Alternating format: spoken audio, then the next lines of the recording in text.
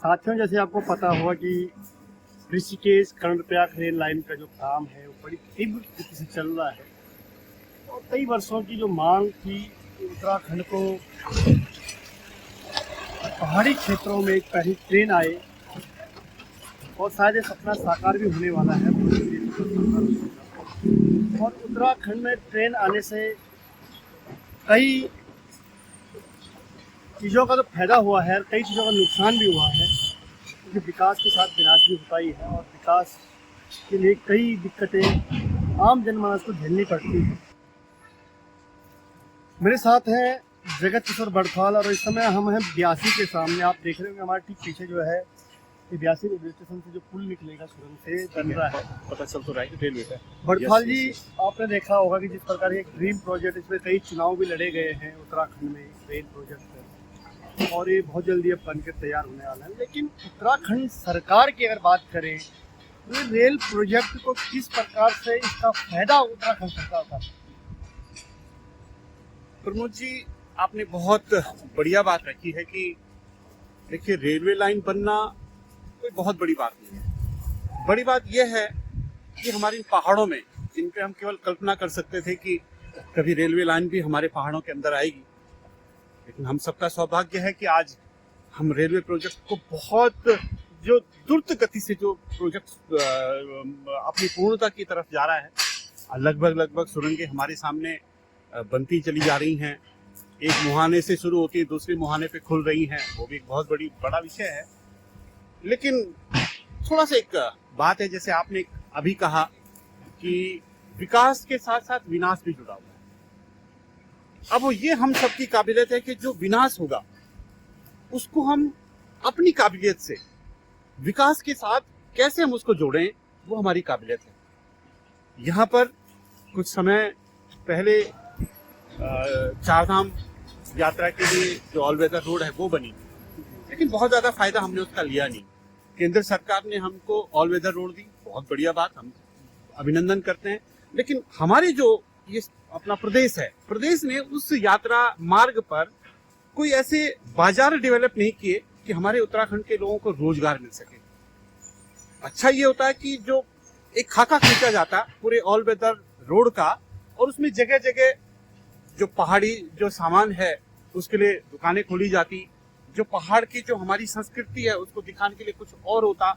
हम आज भी केवल उसको ऑल वेदर रोड केवल एक सड़क बनकर रह गई है, जो मुझे लगता है वो ठीक नहीं है। और मैं एक चीज और कहूँ, आज भी मैं उत्तराखंड सरकार से एक ही चीज कहना चाहूंगा कि जो रेलवे लाइन आ रही है, अपनी केंद्र की सरकार ने हमको रेलवे लाइन देने की पूरी तैयारी कर रही है। बात यह है कि हम अपनी क्या तैयारी कर रहे हैं, हम अपना कितनी तैयार हैं उस रेलवे का स्वागत करने के लिए, और उस रेलवे जो ट्रैक जहां जहां जा रहा है वहां पर हमारी क्या योजना है।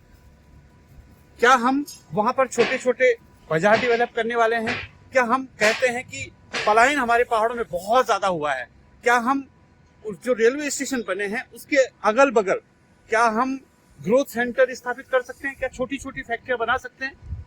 देखिए, रेलवे का फायदा यही माना जाता है कि जहां रेल जाती है वहां विकास बहुत तेजी से पहुंचता है, बशर्ते हम उस क्षेत्र में ये योजना बना दें कि वहां छोटी छोटी फैक्ट्रियां लगा के, क्योंकि हमको अभी जो हमको रॉ मटेरियल अभी तक पहाड़ में नहीं था वो हम रेलवे के माध्यम से हमको मिल सकता है। जो पहाड़ की जो सामग्री है जिसको बाहर ले जाने में बड़ी दिक्कत होती है, वो रेल आपके पास है।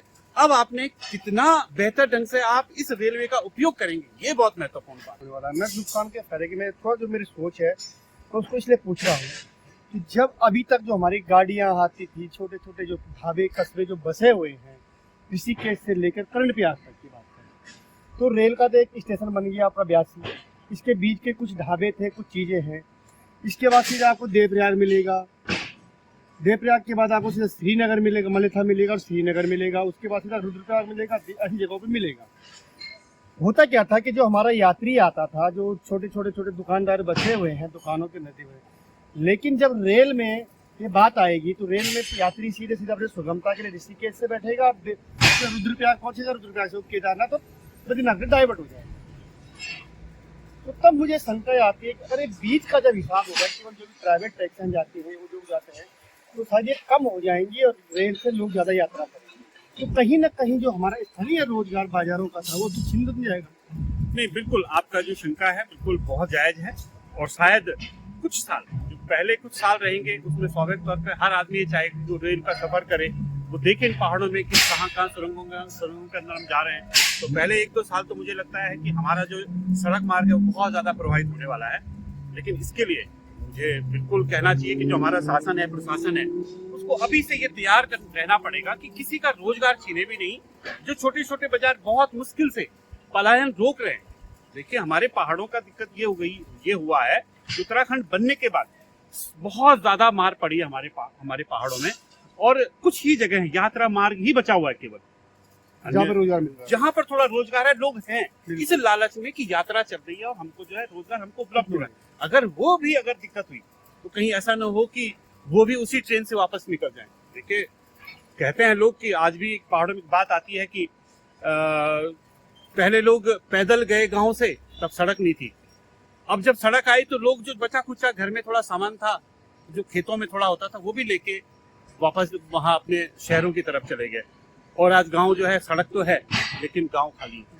मैं वही बात कर और रहा कहीं हूँ। ऐसा न हो कि ट्रेन आने से जो हमारे छोटे छोटे बाजार जो अभी तक चल रहे हैं, जिनपे जान जो हमारे पहाड़ों में कूद रहे हैं, वो बिल्कुल इसके लिए तो प्रयास होने चाहिए। और मुझे लगता है एक मास्टर प्लान तैयार होना चाहिए। जब तक उत्तराखंड के अंदर मास्टर प्लान तैयार नहीं होगा, सबसे बड़ी रेलवे बात तो उसमें रेलवे ट्रैक भी ध्यान रखा जाएगा, उसमें ऑल वेदर भी रोड भी, उसको भी ध्यान रखा जाना चाहिए। जब तक मास्टर प्लान तैयार नहीं होगा, तब तक हमारे पहाड़ जो ये है ना, ये जो अच्छी अच्छी योजना हमारे पहाड़ को मिल रही है, उसका फायदा नहीं, नुकसान ज्यादा हमको होने वाला है।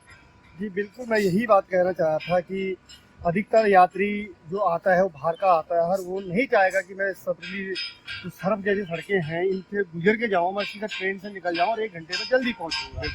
तो ये तो जरूर है कि कर्णप्रयाग के बाद और रुद्रप्रयाग के बाद जो मार्केट है, जो यात्रा रूट है, वो तो डेवलप होगा, तो बहुत ज़्यादा होगा डेवलप, क्योंकि यात्री वहाँ जाएगा, वहाँ गाड़ियों की भीड़ वहाँ रहेगी, स्टैंड वहाँ बनेंगे, सब कुछ बनेंगे। लेकिन जो ऋषिकेश से और जो श्रीनगर और रुद्रप्रयाग तक का जो जितना भी ये यात्रा रूट है, ये बहुत प्रभावित भी हो सकता है, क्योंकि परिणाम दोनों तरफ होता है। बिल्कुल आपने सही कहा और इसके बारे में बिल्कुल सोचा जाना चाहिए और आपकी चिंता बहुत जायज है। हम भी चाहेंगे, हम भी उत्तराखंड शासन प्रशासन जो भी हैं, जो भी इस चीज़ के लिए अथॉरिटीज़ हैं, हम सब आपके चैनल के माध्यम से उनसे निवेदन करते हैं कि अभी से इस बात पर बिल्कुल ध्यान दिया जाना चाहिए। कहीं ऐसा न हो कि जब सब कुछ आ जाए और फिर लुट जाए, उसके बाद हम सोच रहे हैं। अभी से मास्टर प्लान तैयार होना चाहिए। और मैं तो निवेदन करूंगा आपके चैनल के माध्यम से कि जितने भी रेलवे, जहाँ जहाँ रेलवे गुजर रहा है, जहाँ आपके स्टॉपेज बने हुए हैं, वहाँ सब ना फैक्ट्रियाँ, जो छोटी छोटी फैक्ट्रियाँ हैं, जिनके लिए हम बहुत ज्यादा डेस्टिनेशन, हाँ, देखो डेस्टिनेशन कुछ होना चाहिए कि उस यात्रा रूट पर बिल्कुल, रुके यात्री। बिल्कुल। ये मैं जैसे एक चीज श्रीनगर कहना चाहूंगा, यहाँ पर ध्यान केवल यात्रियों का नहीं है, ध्यान उनका भी रखा जाना चाहिए, यहाँ के लोकल है, उन लोकलों को किस ढंग से उनको। जोड़ा हाँ, देखो, यात्री एक दिन आएगा और आपको जो यहाँ का आदमी है, इन पहाड़ों को खाली नहीं कर सकते हम लोग। जी बिल्कुल, हम लोग बॉर्डर एरियाज पर हैं। ये पहाड़ खाली होने का मतलब होता है बॉर्डर को खाली करना। स्वाभाविक तौर पर हमको यहाँ के लोगों को यहाँ रोकना ही पड़ेगा, उसके लिए उनको रोजगार देना पड़ेगा। यात्रा 6 महीने चलती है, आपको साल भर उनको रोजगार तब मिलेगा। आपके पास, हमारे पास बहुत अच्छी सुविधा ट्रेन की हमको मिलने वाली है। मुझे लगता है जो पहाड़ों में जो बहुत सारी चीजें हैं, छोटी छोटी फैक्ट्रियाँ आ सकती हैं, जो रोजगार हम उधम सिंह नगर और अन्य जगह उपलब्ध करवा रहे हैं जहाँ ट्रेन है। स्वाभाविक तौर पर हमारे इन पहाड़ों में भी अब तो ट्रेन है ना। अब तो हमें केवल, अभी तक हम केवल देहरादून का मुंह देखते थे रोजगार के लिए, या उधम सिंह नगर या काशीपुर या उनका जगह। हमारे पहाड़ों में तो स्वाभाविक तौर पर बड़े बड़े ऐसी जेट जो है हमारे पहाड़ों में बनने चाहिए। अपने जितने भी जो स्टेशन है वहाँ उनके बगल में स्वाभाविक तौर पर वहाँ के लोग वहाँ भी रहेंगे, 6 महीने यात्रा का भी सुख भोगेंगे। स्वाभाविक तौर पर यात्री भी सुखी रहेंगे और यहाँ का आदमी भी सुखी रहेगा, पहाड़ भी सुखी होंगे। इन योजनाओं का लाभ तभी मिलेगा जब अभी से सरकार इन योजनाओं के साथ साथ अपनी योजना भी बनाना शुरू कर दे कि हमें किस तरह वहाँ के लोग, उस एरिया को वहाँ रोजगार भी देना है और वहाँ साधन भी उपलब्ध कराने हैं। जी बिल्कुल। तो साथियों, ये हमारी आज इस पे एक चर्चा थी रेलवे लाइन पे आने की, और आप लोगों से भी अनुरोध करता हूं कि अगर आपको ये चर्चा पसंद आए और ये बात पसंद आए कि हम किस विषय पर बात कर रहे हैं, तो इस खबर को शेयर जरूर करें और अपना मत भी दें, इसमें अपना कमेंट भी जरूर लिखें। वास्तव में किस प्रकार से रेल आती है और रेल आने के बाद कहीं हमारे पहाड़ के वासियों के साथ छलावा ना हो। और इनको रोजगार के लिए कहीं फिर शहरों की तरफ न भागना पड़े। नमस्कार, धन्यवाद।